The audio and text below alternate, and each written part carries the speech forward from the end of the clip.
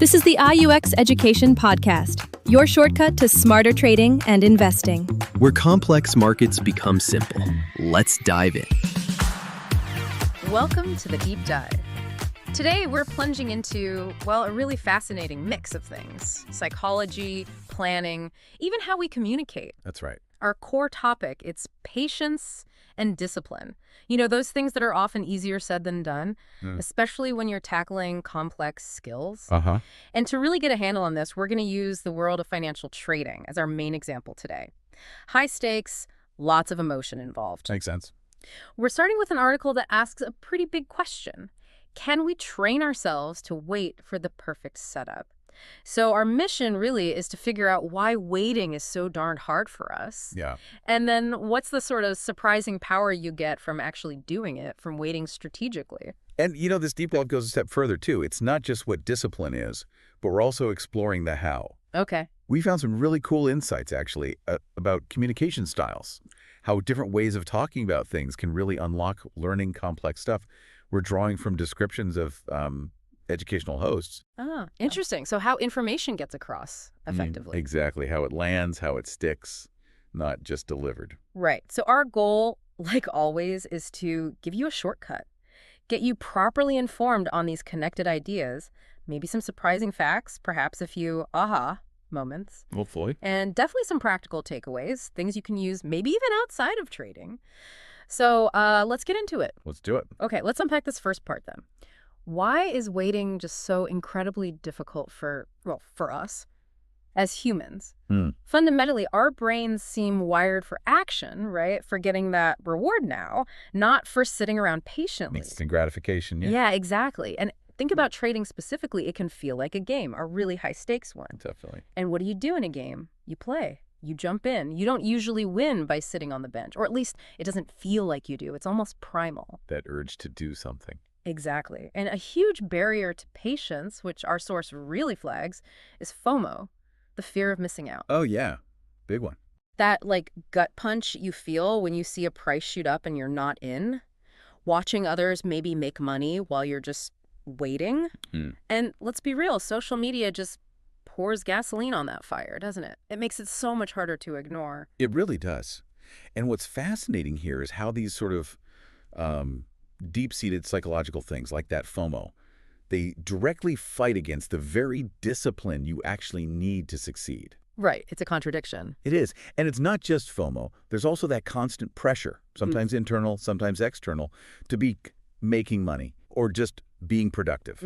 Like you're wasting time if you're not active. Exactly. Which can easily push you into forcing trades, making moves that don't really fit your plan at all.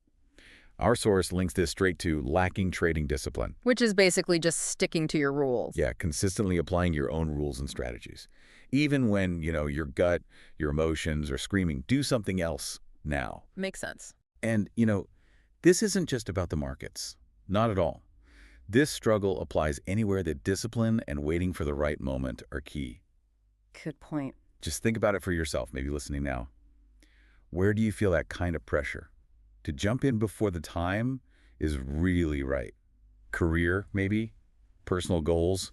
Even small daily choices. Yeah, that's a really good question to reflect on. Okay, but let's look at the flip side now. Yeah. Because once you kind of get why impatience is baked in, you can start to see the huge power in actually embracing strict discipline. So this perfect setup idea, what does that actually mean? Right, it sounds almost mythical. It does, but it's not some like magical 100% guaranteed win that just appears. Right. No, the source is really clear. The perfect trade setup means it meets every single rule in your personal trading plan. Yours specifically. Exactly. It's not about finding some universal perfection out there. It's about sticking rigidly to your own checklist. So like the example they gave. Yeah, like prices at a key support level, you know, a price floor it hasn't broken below before. Plus, a specific candlestick pattern, like a visual signal you look for, Right. and maybe confirmation from an indicator like RSI, something showing momentum. The point is, it has to tick all your boxes, not just one or two. And if we sort of zoom out, connect this to the bigger picture. Yeah. It's really about building a solid framework for making decisions, isn't it? Yeah, a system. Exactly. And the benefits they list for this kind of patience are pretty compelling. You get a higher probability of success because you're being selective. Makes sense. Fewer, better bets. Right. Less stress, less emotional decision-making because the plan is doing the heavy lifting. Mm-hmm.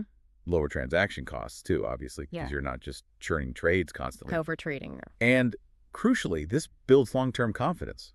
It reinforces that strong trading discipline until it becomes almost automatic, a habit. That makes a lot of sense. It's like practice. It is. And this isn't just theory.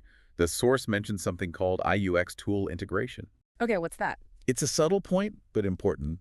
It's about how objectively confirming your setup is key. Using technology. Ah, right. Like setting price alerts so your platform tells you when a level is hit. Or combining multiple indicators visually. It helps take the emotion out. Like a checklist assistant. Exactly. It helps you verify if a setup really meets all your rules before you jump in.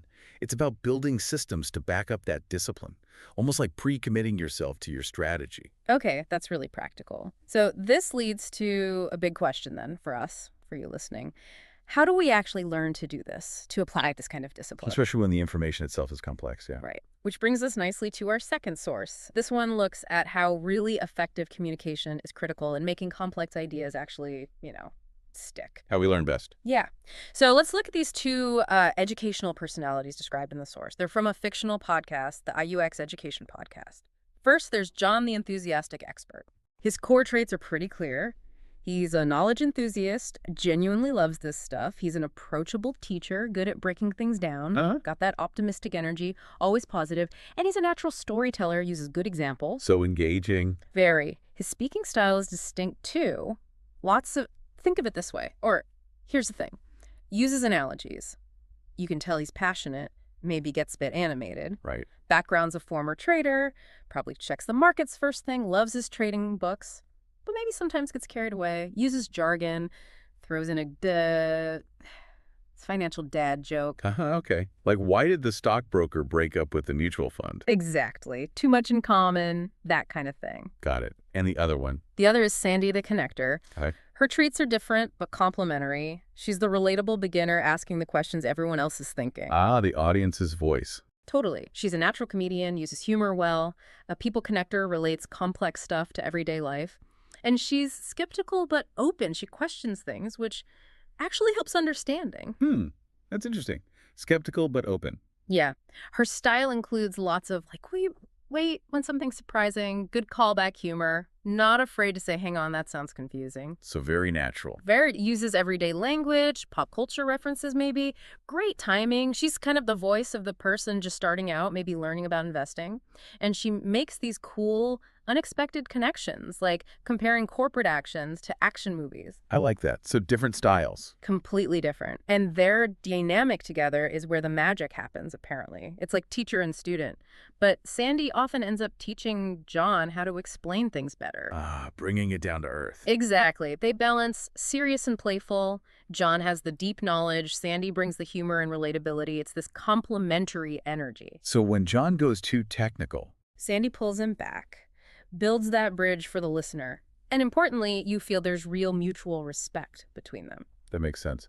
So how does that play out in their conversations? What's the flow? Well, there's a pattern. John explains something, maybe quite complexly. And just when you might be starting to zone out, Sandy jumps in, maybe with a question or a funny observation, pulls you right back in. Okay. Then John clarifies, maybe rephrases, and Sandy often summarizes it, distills it, makes sure it lands. Like checking for understanding. Yeah. Yeah. And she plays devil's advocate a lot, asks those "but what if" questions. Which is super helpful for listeners, probably addresses their own doubts. Exactly. So you might hear John say, "Here's why this is fascinating." And Sandy comes back with, okay, but in real life. Right. And then John goes, "Great question." So, and Sandy might end with, "Wait, that actually makes sense." It's that back and forth. Yeah, I can picture that. It Yeah. sounds effective. Well, their strengths as a team really come down to that. They make complex stuff accessible, even for beginners. High entertainment value, too, sounds like. It doesn't feel like a lecture. Not at all. And that builds trust. You feel like you're learning with them. Which leads to better retention, presumably. Things stick. Right. Exactly. The ideas get assimilated, not just heard. And that really links back directly to you, the listener, doesn't it? Yeah. Their whole approach, their philosophy, seems to be about being inclusive. No question is dumb. Right. Practical, always connecting to the real world. Engaging, making learning enjoyable. and honest admitting when things are tricky. Yeah. The real insight here is that learning isn't just about what is taught, but so much about how it's received. John gives that expert foundation. But it's Sandy's relatability, her struggle sometimes, that creates the bridge for the listener. It shows the real-world meaning in real time. So understanding these styles helps us learn better. Absolutely. Recognizing these communication approaches, John's expertise, Sandy's relatability can help you as a learner, whatever the subject. It shows how different styles make hard information easier to grasp, more enjoyable, and maybe that helps you build the patience needed for learning itself. Wow, okay. That's a great connection back to the start. So we've covered a lot of ground today, haven't we? We have. We looked at that psychological fight against impatience or wiring for action, that powerful FOMO. Then we saw the real solid benefits of strict discipline, defining what your perfect setup means based on your plan. Yeah, the power of waiting strategically. Exactly. And finally, we sort of dissected how different complementary communication styles can make complex learning actually work, helping you build that discipline to learn and apply things. It all ties together, really. It does. So maybe a final thought for you to chew on. How could understanding your own learning style, what really clicks for you, and recognizing the communication styles that resonate with you most, how could that empower you to master any complex subject, not just finance? Yeah, beyond trading. And maybe deeper still, how can you cultivate that discipline we talked about to wait for your perfect setup, not just in a trade, but maybe in any big decision, any opportunity life throws your way? That is a great question to ponder. Thank you for joining us on this deep dive today. Always a pleasure. Keep exploring, keep learning, and keep asking those important questions. And this is the IUX Education Podcast, where trading confidence begins. That's a wrap for today. This episode was brought to you by IUX Trading Platform, your trusted partner for smarter investing.